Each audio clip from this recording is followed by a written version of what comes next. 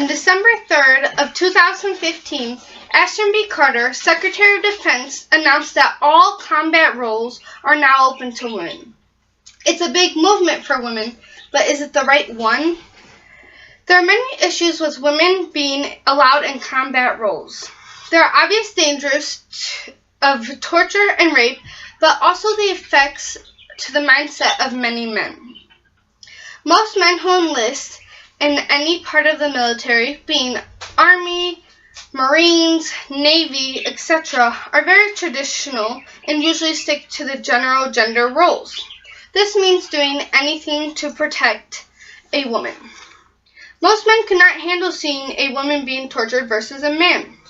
Men can handle seeing men getting tortured and not give out any vital military information. Whereas if they were to see a woman get tortured, they may act incautiously and give out information or do anything to keep her safe. For instance, when my uncle was in SEER school, he went through with two women, and they made them strip to their undergarments, where they took them to the room over and beat them. When they came back, the men gave the women clothes to be covered and warm. Many may say men don't care about each other. They do, but they both know that they are more than willing to do anything to keep their country safe. They may not think the same with women. For example, say they give out information of an unknown base in the Middle East to a terrorist, and this terrorist goes and bombs that base. Thousands will be dead because a male couldn't stand to see his fellow female hurt in combat. According to Sisters in Arms, enemies in certain areas are more likely to torture females over men, which this could lead to a main source for terrorists to get their information. In today's media, the use of captured female soldiers in propaganda broadcasts may have a different effect on audience back home, perhaps weakening the nation's fortitude and commitment to the war effort. There are also thoughts that when a woman is put in a unit, the morale of the unit changes. Some men may be cool with the woman and be friends, while others don't like her at all. They may think stereotypical things about her and not trust her. That could cause tension, and then this could lead to a break in the cohesion of the unit. And how is a unit supposed to work together if they don't trust each other and connect and have each other's back? There are also different standards going through PT and to qualify for basic training. Men and women going into the Army both have to do the same amount of sit-ups. Men ages 17 to 21 have to do 35 push-ups, while women ages 17 to 21 only have to do 13. They both have to run 2 miles. Men have to run it in 16 minutes and 36 seconds, while women get 19 minutes and 42 seconds. Requirements are higher when the semi-annual training comes around. Women now only have to do 19 push-ups, while men have to do 42. Why is that fair? That's more than half of what the women have to do. They still have to do the same amount of push-ups, but now men have to run the 2 miles 3 minutes faster than the women.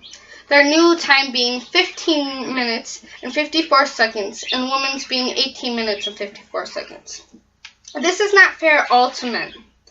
If women want combat jobs, they should be able to run as fast as men and be able to do as many push-ups. It is very similar in the Marines as well. Men still have to do the same amount, men still have a higher amount of standards than the women. Men have to do pull-ups, while women have to do a flex arm hang. And we all know a flex arm hang is much easier to do because all you have to do is hold your weight rather than keep pulling yourself up. Also, women are physically built differently. They are more likely to get injured. And this is dangerous because if they're more likely to get injured, they're more likely to get injured in combat. On another note, women are equal to men in armed forces, but they're not the same as men. They have the same job opportunities in regular armed forces for both men and women. But there are some where women aren't physically suited, such as combat roles. While some women are able to meet the absolute physical requirement for frontline combat, such as carrying a wounded soldier, throwing a grenade, digging a trench in a hard terrain, but unfortunately most are not. While integration into combat is possible for those qualified, the small number versus the additional logistic and regulatory and disciplinary costs associated with integration do not make it a worthwhile move. Women's military readiness is also different than men's. Women get pregnant and have other health issues, which may delay their ability for deployment. Up to 10% of active duty women and personnel in the U.S. Armed Forces are unable for call-up and duty due to pregnancy. This may leave a unit short-handed as well, and the unit as a whole may not even leave for deployment for the next few months. And then there's the other issue, where men and women are put together in a unit. Straight females and males are attracted to each other. They get close, a relationship can form. Many may question themselves during war times, do I keep my lover safe or do I keep my country safe? Also, couples being couples, they may be lovey and happy with each other, which that can make the other people around them uncomfortable.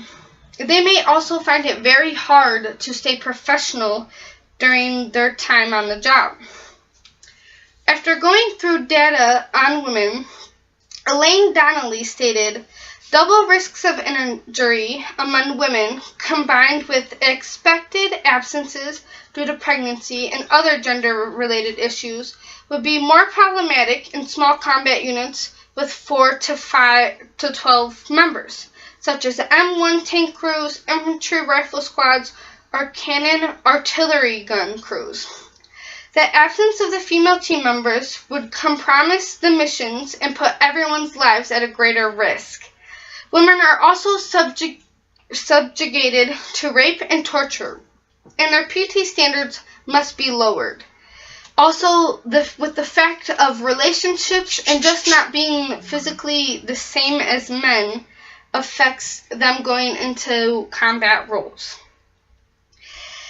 And with this, it makes it much harder for the military to work together safely and efficiently. Thank you.